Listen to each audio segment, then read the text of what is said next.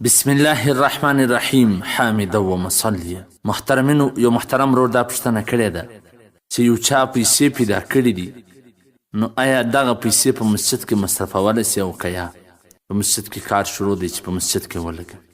محترمینو، که چیرې چا پیسې پیدا کړي، اول خو به کوشش کوي چې هغه سړی یې پیدا کړي. که هغه سړی نسو پیدا، نو بیا دې هغه پیسې یو غریب مسکین ته ورکړي. که خپله غریب او مسکین دی، په خپله دې استعمال کړي. په مسجد کې د دې مصرف د دې استعمالول جایز نه دی، خو که د هر ځای ولګولې، هغه خاوند یې پیدا سو، د ورکولو ذمهداري پر تا باندې ده. یا به هغه ته وایه چې ما داسې غریب مسکین ته ورکړې، که هغو معاف کړې خو ټیک دی، که یې معاف نه کړې ته به یې هغو ته برته ورکوي.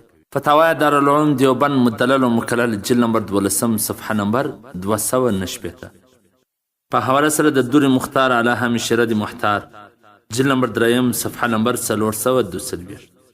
ها که چیرې یو غریب ته ورکړې، هغه غریب یې مالک جوړ سي، قبضه یې وکړي، بیا هغه د هغه مرضي ده په خپل تصرف کې راولي، په مسجد کې لګوي، هر ځای چې لګوي بیا څه مشکل نشته، خو دغسې په مسجد کې نسي لګولی. والسلام.